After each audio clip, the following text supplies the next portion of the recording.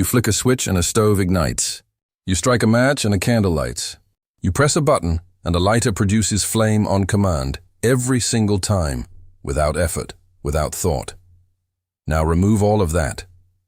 Remove the switch, remove the match, remove the lighter, remove every tool humans have ever built to produce fire instantly. Put yourself somewhere in Africa, more than 1 million years ago, standing at the edge of a smoldering patch of grassland, where a lightning strike set the savanna on fire 3 days ago. You have no way to make this flame. You only have one chance to keep it. If it dies tonight, it might not come back for months, maybe longer, maybe never, not in your lifetime, not in a place you can reach. How do you even begin to think about a thing like that? Not as a campfire story, as a daily calculation, as the single most consequential decision a hominin could make on a given afternoon. This is the question buried underneath one of the biggest transitions in human history, and almost nobody asks it the right way. Most people ask, when did humans discover fire, as if fire were sitting somewhere waiting to be found, like a cave or a river crossing. That's the wrong question. Fire was never lost. It was everywhere, constantly, for hundreds of millions of years before a single hominin ever existed. Lightning struck. Volcanoes erupted. Grasslands burned on their own schedule with total indifference to whether anyone was there to use it. The real question, the one that actually matters, is when did some hominin somewhere look at an uncontrolled, terrifying, life-ending natural force and think, I can keep this. I can feed this. I can carry this with me. That moment, not the existence of fire itself, is what changed the trajectory of our species.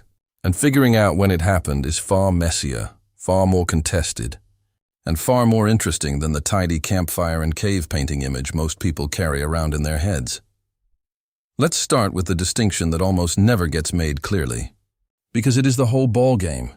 There is a difference between using fire and controlling fire, and collapsing that difference is where most popular explanations go wrong. Using fire opportunistically means walking into a landscape after a wildfire has already burned through it and taking advantage of what's left. Roasted animals that didn't escape, cleared ground that's easier to move through, exposed roots and tubers cooked in place by heat that came from the sky, not from you. This kind of fire use requires almost nothing cognitively. A hyena can do a version of this. Opportunistic fire use tells you almost nothing about a species' intelligence. Controlling fire is a different category of behavior entirely. It means capturing a flame that already exists, keeping it burning past the point where it would naturally die out, feeding it deliberately, protecting it from wind and rain, transporting it from one location to another, and eventually being able to produce it from nothing using friction or percussion. Each one of those is a distinct skill. Each one had to be figured out separately, by trial, by failure, by watching fire die and trying again. This is why the question in the title doesn't have one clean answer. It has several, depending on which threshold you're asking about. When did hominins first pick up a burning branch? Different question from when did hominins first keep a fire burning through a rainy season. Different question again from when did hominins first strike stone against stone and make a fire that had no natural origin at all. Let's take them one at a time, because the archaeological record on this is a genuine, ongoing argument among researchers, not a settled fact with a single date stamped on it. The earliest hard evidence for hominins interacting with fire in a way that looks intentional comes from a site called Wonderwerk Cave in South Africa, dated to roughly 1 million years ago. Inside the cave, archaeologists found burned bone fragments and ashed plant remains, deep enough inside the cave that a wildfire couldn't plausibly have reached that far on its own. Wildfires don't turn corners and travel 100 meters into darkness. Something, or someone, brought fire in. Even older and more contested is a site in Israel called Gesher Benot Ya'akov, where burned flint and wood fragments dated to around 780,000 years ago have been interpreted by some researchers as evidence of repeated, deliberate fire use at the same location over time. Not one fire, many fires at the same spot generation after generation, which is a very different pattern from a single lightning strike passing through. And then there's Zhoukoudian in China, associated with Homo erectus, where ash layers and burned bone dated to several 100,000 years ago have been debated for decades. Some researchers now argue those ash layers may actually be natural sediment that mimics burning, which tells you something important about how difficult this kind of archaeology actually is. Proving controlled fire from hundreds of thousands of years ago isn't like proving a fire happened. Fires happen constantly in nature and leave similar traces. Proving control means proving pattern, proving repetition, proving intention, from evidence that is often nothing more than a smear of ash and a few cracked bones. This is the part almost nobody covers, and it's worth sitting with for a moment. Distinguishing a natural wildfire from a controlled hearth thousands of centuries after the fact is one of the hardest problems in all of archaeology. Researchers look for things like fire that's concentrated in a small, repeated area, rather than spread out the way a wildfire spreads. They look for evidence that the fire reached temperatures consistent with sustained fuel feeding rather than a single quick burn. They look for burned material in locations, like deep inside caves, that natural fire simply couldn't reach without help. Every single one of these markers is circumstantial. None of them is a smoking gun, so to speak, which is why the scientific consensus on early, sporadic fire use remains genuinely unsettled, while the evidence for habitual, daily, unmistakably controlled fire use gets dramatically stronger and much less debatable starting around 400,000 years ago. That's the number worth anchoring on. Somewhere around 400,000 years ago, at sites across Europe and the Near East, the evidence stops being ambiguous. Hearths appear that were clearly maintained, not just encountered. Layered ash deposits show fires built repeatedly in the exact same spot over long periods. Burned tools, burned animal bones with cut marks underneath the burn damage, meaning the animal was butchered and then cooked, not cooked in a passing wildfire and then scavenged. By this point, fire wasn't an occasional windfall anymore. It was infrastructure. So why the enormous gap between the earliest possible evidence, 1,000,000 years ago, and the point where control becomes undeniable, 400,000 years ago? The honest answer is that keeping fire alive without the ability to start it from scratch is brutally, relentlessly hard, and early hominins almost certainly lost it far more often than they kept it. Think about what keeping fire alive actually demands without matches, without lighters, without any way to manufacture a new flame on command. It demands finding dry fuel constantly, in every season, including the seasons when nothing is dry. It demands someone paying attention to the flame at every hour, because an untended fire smothers itself in its own ash, or simply burns through its fuel and dies while everyone sleeps. It demands protecting it from wind, from rain, from every other member of the group accidentally kicking dirt onto it. It demands moving it, physically carrying burning or smoldering material, every time the group relocated, which for a mobile hunter-gatherer population could be every few days. That losing brings us to the second major threshold, and it's arguably a bigger cognitive leap than the first one. Capturing an existing fire is opportunism plus persistence. Producing a brand new fire using nothing but friction or percussion is a completely different kind of achievement, because it requires understanding an invisible, abstract mechanism. You cannot see friction building heat. You cannot see the moment right before ignition. You have to understand, through pure trial and observation, that rubbing two specific kinds of wood together in a specific way, at a specific speed, with specific pressure, eventually produces something from apparently nothing. The archaeological evidence for genuine fire-making, as opposed to fire-keeping, is much later and much harder to pin down precisely, because the tools involved, wooden hand drills, fire bows, flint and pyrite strikers, don't preserve nearly as well as stone tools or burned bone. Most researchers place confident evidence for fire-making technology somewhere in the range of tens of thousands of years ago, associated with anatomically modern humans, though the true origin could easily be older and simply invisible to us, because wood rots and the record is silent. Here's the detail that should genuinely stop you for a second. For an enormous stretch of human prehistory, potentially hundreds of thousands of years, hominins may have been fire-dependent without being fire-independent. They needed fire to survive in the way their bodies and behaviors had adapted, but they still could not reliably make one from nothing. That's an extraordinary kind of vulnerability to live with for that long. And it explains something that gets almost no attention: why firekeeping became one of the very first specialized social roles in human history. Now let's talk about what controlling fire actually did to the species, because this is where the story stops being about survival trivia and becomes about why you exist in the form you exist in right now. The anthropologist Richard Wrangham built an entire, still debated theory around this called the cooking hypothesis. The argument, in short, is that cooked food is dramatically easier to digest than raw food. Heat breaks down tough plant fibers and denatures proteins in meat, which means the body spends far less metabolic energy extracting calories from it. Chewing time drops. Gut size can shrink over evolutionary time because a smaller, less energy-hungry digestive system is sufficient when food arrives partially pre-processed by fire. And the energy that used to be spent running an oversized gut becomes available for something else entirely, an oversized brain. Whether cooking alone explains the dramatic brain growth seen in the genus, Homo remains a genuinely contested question among researchers, and the timing is part of the controversy, because the strongest, least ambiguous evidence for habitual cooking fire comes later than the earliest brain expansion in the fossil record. But even setting the strongest version of that hypothesis aside, nobody seriously disputes that controlled fire changed hominin diet, digestion, and available caloric energy in a fundamental way, once it became habitual rather than occasional. Fire also did something to the hominin day that easily gets overlooked. It extended it.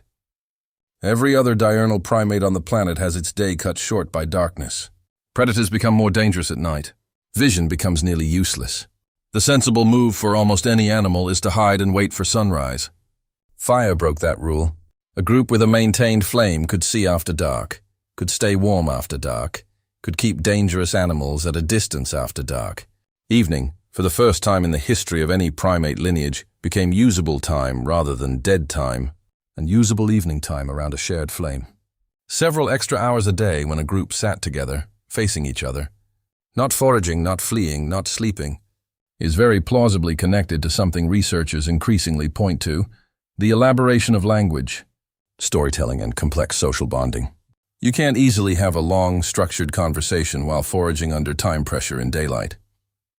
You very much can while sitting still around a fire with nothing else demanding your attention. This is also almost certainly where one of the earliest divisions of labor in human history originated, tied directly to fire, not to hunting, not to tool-making. Keeping a fire alive through a full night or through a rainstorm is a task that benefits enormously from a dedicated, attentive person rather than a distracted group hoping someone else handles it. Long before anyone specialized in flint knapping or tracking game, it's entirely plausible that some individuals specialized in fire. Not because it was glamorous, because losing it was catastrophic, and catastrophe has a way of producing specialists. If you want a full breakdown of exactly how early humans structured daily survival roles like this one, that's one of the 10 modules inside my complete course. The Secret Lives of Ancient Humans, with a downloadable guide included. Links in the description if you want to go deeper after this. Fire also reshaped where hominins could live, and this part of the story is genuinely underappreciated. Without fire, cold climates are simply off-limits to a hairless, tropically evolved primate. No amount of behavioral cleverness compensates for the raw thermodynamics of a human body losing heat overnight at freezing temperatures with no external heat source.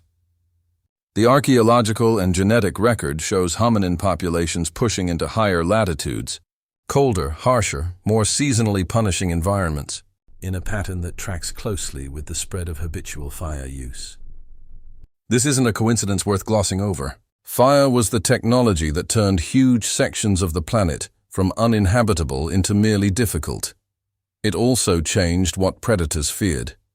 Large carnivores that had spent millions of years treating hominins as prey, or at best as competition, encountered something new at the edge of hominin camps. An unpredictable, painful glowing thing that moved and crackled and drove them back. Fire didn't just provide warmth and cooked food. It rewrote the predator-prey relationship between hominins and the animals that had been killing them for the entirety of their evolutionary history. A sleeping group protected by a maintained flame was, for the first time, not simply meat waiting to be found in the dark. There's one more angle worth pulling on, because it almost never comes up outside specialist papers. And it changes how you should picture that first controlled flame. Controlling fire wasn't only a technical problem. It was a knowledge transmission problem. and knowledge transmission is where a lot of early fire control almost certainly failed before it ever succeeded permanently.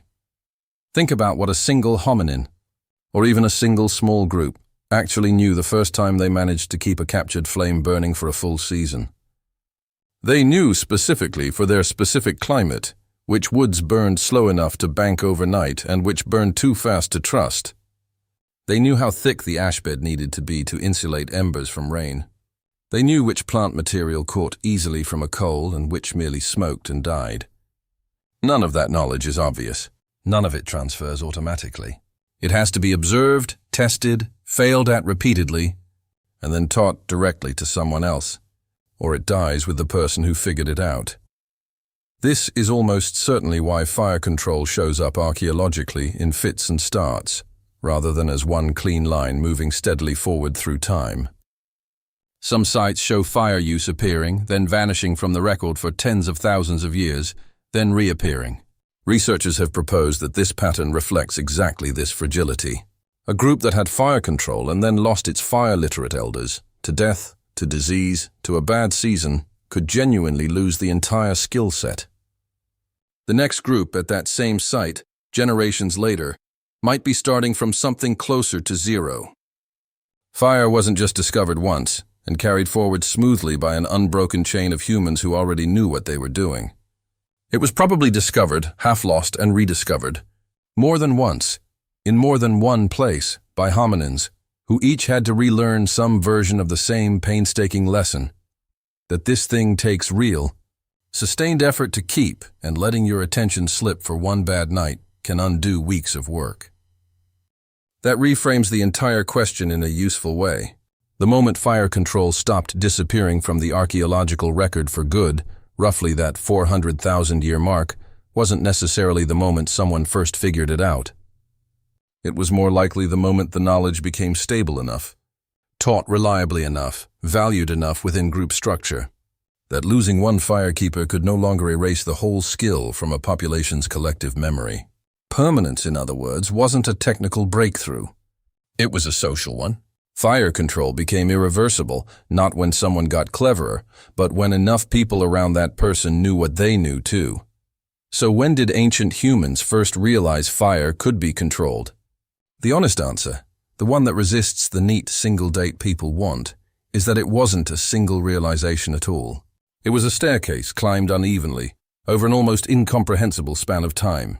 Possibly as early as 1,000,000 years ago, some hominin somewhere carried a burning branch back to where their group was resting and understood, in some primitive but real sense, that this thing could be kept.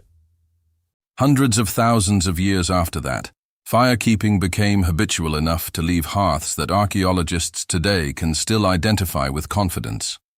Tens of thousands of years after that, someone finally cracked the harder problem. Producing flame from nothing, using friction, using percussion, using pure trial and error against an invisible physical process they could feel but never see. Every step on that staircase was its own separate achievement. Discovered independently, probably lost and rediscovered more than once, by hominins who had no written language, no shared long-distance communication, no way to know that anyone else anywhere else was wrestling with the exact same problem. What they had was attention, patience, and an unwillingness to let a flame that mattered go out without a fight. You flick a switch tonight, and light appears instantly, and you won't think about it at all. Because that's what technology that works is supposed to feel like, invisible.